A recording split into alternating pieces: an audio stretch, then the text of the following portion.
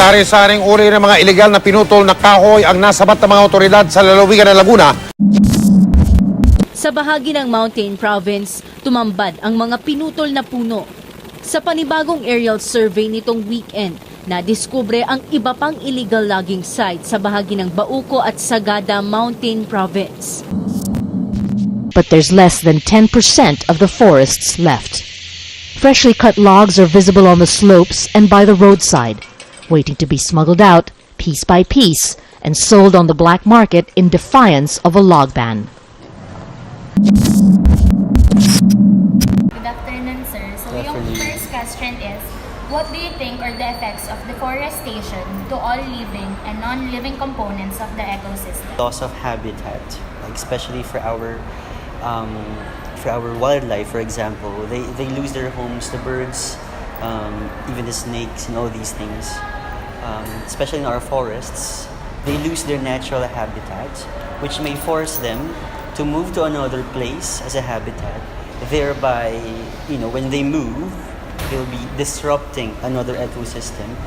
Or it can also be very disruptive for them because it's not their natural habitat when they have to move somewhere else. So that's one. Another one is deforestation also is closely linked to the loss of water in the atmosphere, for example. Trees are very helpful when it comes to the water cycle.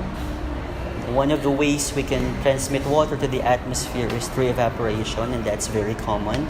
However, another way is through what we call plant transpiration, wherein water gets transported to the atmosphere by the kumbaga, for like humans, we respire, we sweat. Also for plants, they have this called sweating, wherein they like water from the soil travels up to their trunks, to their leaves, and then water escape the leaves to the atmosphere.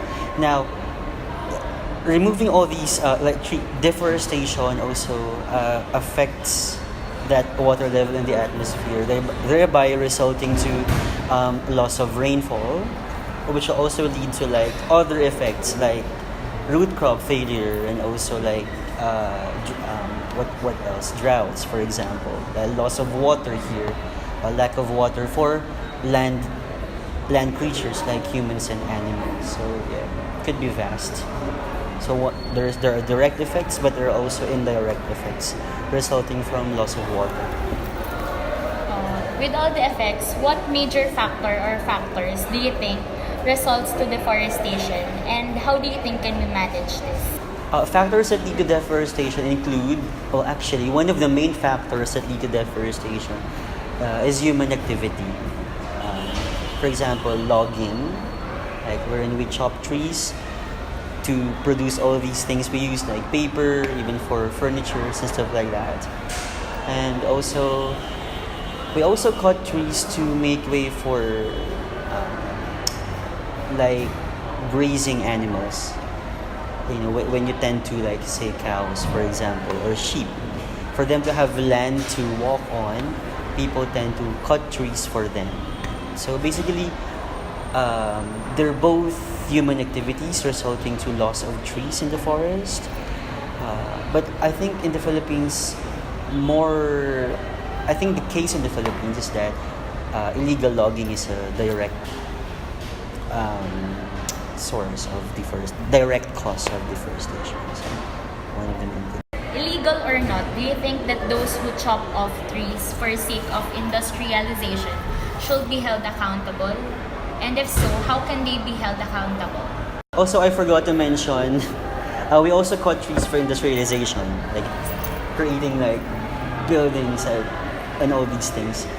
Now, illegal or not, do I think they have to be held accountable? Of course.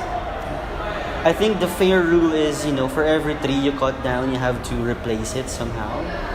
Maybe one or two. I don't know what the rule is. But at least if you cut down something, be sure to replace it. Now, will they be held accountable? Yes, and I think it's through that way. By, again, before building something, for example, you also have to acquire necessary permits in order to proceed with your building. because one of the things they ask you, the government, is to actually be able to replace any natural resources you would be using or would be destroying because of what you're developing. So I think they should be held accountable in the sense that it must be ensured that whatever they remove from the environment will be replaced somehow. That is related for deforestation. Do you think that it is effectively implemented? I think implementation is one part of it, but at the same time, human response to the implemented laws is also another thing. I think if the government does its best in implementing rules, which I think the DENR is doing their best to do, I think if human beings don't respond very well to this, or if we allow certain things like corruption to let people do what they want with just money under the table without having to be held accountable for the trees they chop, for example, I think that's also a very bad thing. So I think before one side, another thing apart from implementation is that people must actually be responsible enough